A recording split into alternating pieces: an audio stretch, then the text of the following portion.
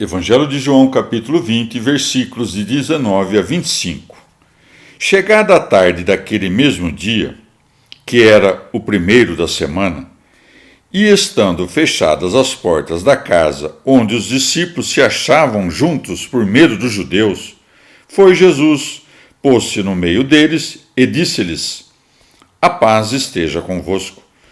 Dito isto, mostrou-lhes as mãos e o lado. Os discípulos alegraram-se muito ao ver o Senhor. Ele disse-lhes novamente: A paz esteja convosco. Assim como o Pai me enviou, também vos envio a vós.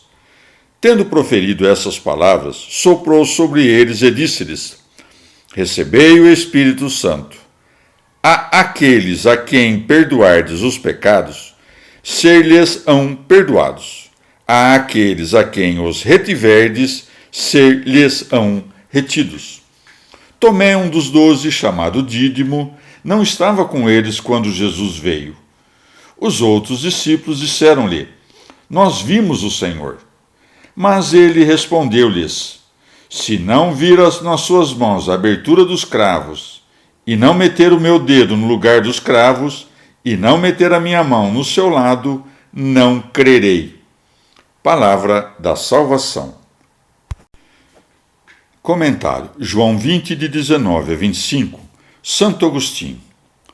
Alguns, porém, ficam tão aturdidos por esse episódio que se colocam em risco, opondo aos milagres divinos os preceitos dos seus próprios raciocínios.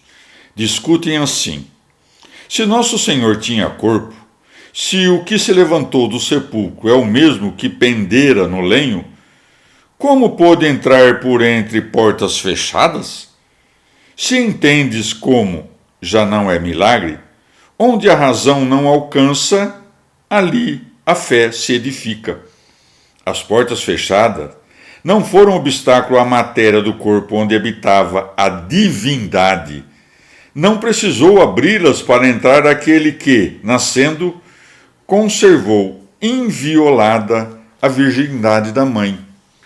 O esplendor, semelhante ao do sol, com que os justos brilharão no reino do seu Pai, é de se supor que, após a ressurreição, estivesse oculto aos olhos dos discípulos, mas não ausente do corpo de Cristo. Suas vistas, afinal, fracas e humanas, não o suportariam, e era necessário que o enxergassem para poder reconhecê-lo. Que o Filho é igual ao Pai, já o sabemos, mas aqui reconhecemos as palavras de um mediador. Nosso Senhor se mostra, com efeito, um intermediário, dizendo: Ele enviou a mim, eu envio a vós. Esse sopro material não foi a substância do Espírito Santo, mas uma representação justa de que o Espírito Santo procede não apenas do Pai, mas também do Filho. Quem, afinal, seria estúpido o bastante para afirmar que um é o Espírito que nosso Senhor transmitiu ao soprar, outro o que enviou depois da ascensão? A caridade da Igreja, que o Espírito Santo derrama em nossos corações, perdoa os pecados de seus participantes. Retém, todavia, os dos que não tomam parte nela.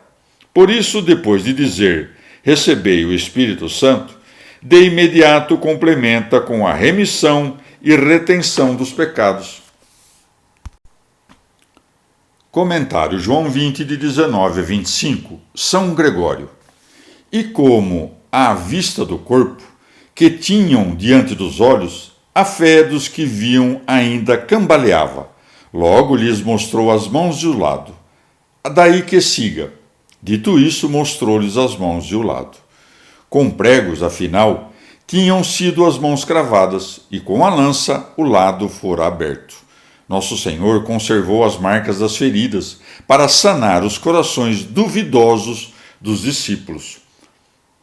O Pai, é certo, enviou o Filho, determinando que se encarnasse para a redenção da raça humana. Por isso está dito: Assim como o Pai me enviou, também vos envio a vós. Quer dizer, Se vos envio ao escândalo das perseguições, é porque vos amo com a mesma caridade com que me ama o Pai, que me enviou aqui para suportar a paixão. Porque o Espírito é dado aos discípulos primeiro na terra e depois enviado do céu. Senão porque são dois os preceitos da caridade, o amor a Deus e o amor ao próximo? Na terra, o Espírito é dado para infundir o amor ao próximo. No céu, para infundir o amor a Deus. Assim como uma só é a caridade e dois os preceitos, do mesmo modo, um só é o Espírito e duas as ocasiões em que é dado. A primeira, enquanto estava o Senhor ainda na terra, a segunda, quando é enviado desde o céu, porque o amor do próximo nos ensina a chegar ao amor de Deus.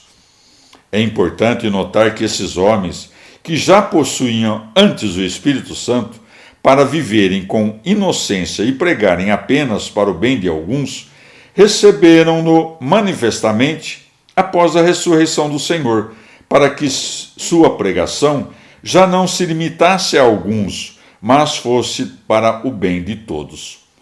Folgo em ver o cimo de glória a que foram conduzidos esses discípulos, chamados originalmente a tão onerosos fardos de humildade. Eis que não apenas se tornam seguros de si mesmos, como também, investidos da magistratura do juízo celestial, passam a fazer as vezes de Deus, e a alguns retendo, a outros relaxando os pecados. Hoje, quem ocupa seus postos na igreja são os bispos, que recebem, além do governo de sua diocese, a autoridade de atar e desatar os pecados. Grande é esta honra, mas também grande o peso dela. Como é difícil quem não sabe segurar as rédeas da própria vida tornar-se juiz da vida alheia. Não é por acaso que aquele discípulo eleito estava então ausente. A clemência celestial conduziu tudo de maneira espantosa para que esse discípulo incrédulo, quando apalpasse em seu mestre as feridas da carne, sarasse em nós as feridas da infidelidade. Com efeito, a infidelidade de Tomé aproveitou mais a nossa fé que a fé dos discípulos que creram, pois à medida que ele é reconduzido à fé pelo toque, nossa mente põe de lado toda dúvida e é consolidada na fé. Evangelho de João, capítulo 20, versículos de 26 a 31. 8 dias depois, estavam os discípulos outra vez em casa, e Tomé com eles. Veio Jesus, estando as portas fechadas, pôs-se no meio deles e disse: A paz esteja convosco. Em seguida disse a Tomé: Mete aqui o teu dedo e vê as minhas mãos. Aproxima também a tua mão e mete-a no meu lado, e não sejas incrédulo, mas fiel. Tomé respondeu e disse-lhe: Meu Senhor e meu Deus. Jesus disse-lhe: Tu creste, Tomé, porque me viste. Bem-aventurados os que crerem sem ter visto.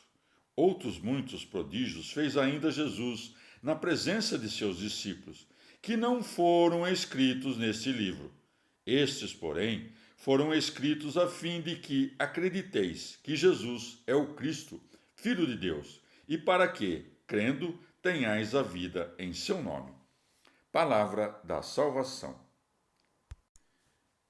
Comentário João 20, de 26 a 31, Santo Agostinho. Perguntas-me: se entrou a portas fechadas, onde está a extensão do corpo? Respondo: se caminhou sobre o mar, onde está o peso do corpo? Ora, o Senhor fez isso porque era o Senhor. Ou por acaso, desde que ressuscitou, deixou de ser o Senhor? Nosso Senhor poderia, caso quisesse, limpar do seu corpo ressuscitado e glorioso e glorificado toda a marca de ferimento, mas conhecia bons motivos para conservar as cicatrizes.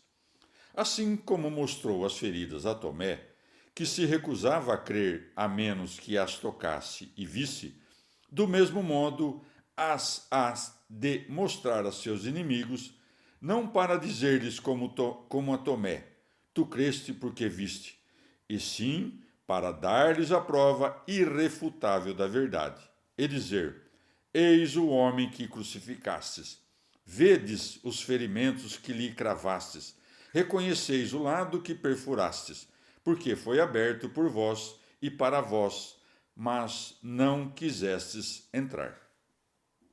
Por algum motivo que desconheço, o amor que temos pelos bem-aventurados mártires nos provoca o desejo de ver, no reino, as cicatrizes e feridas que sustentaram no corpo em nome de Cristo.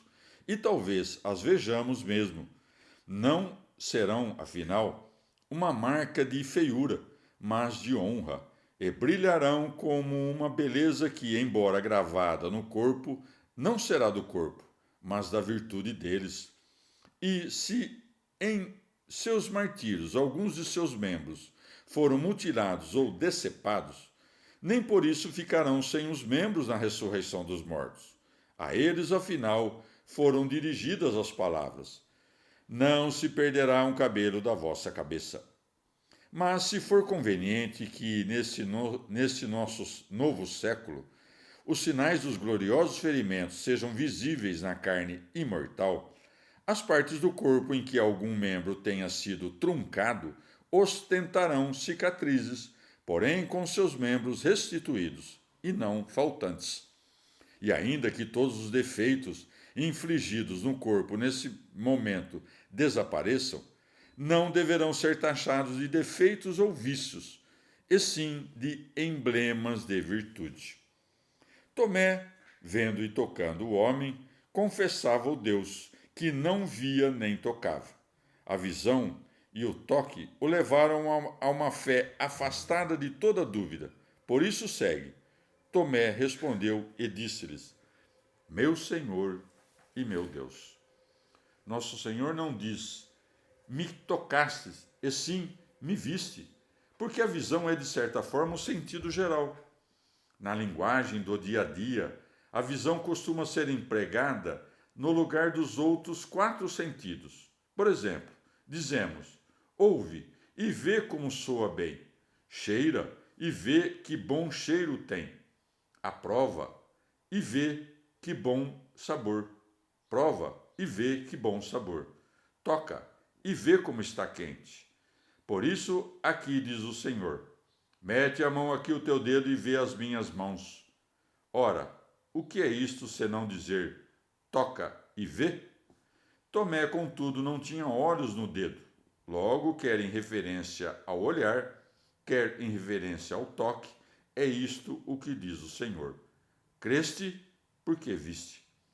Alguém ainda poderia sugerir que o discípulo não se atreveu a tocar quando o Senhor se ofereceu para ser tocado. Nosso Senhor usou o verbo crer no pretérito, porque via como já acontecido tudo o que ainda havia de acontecer por predestinação.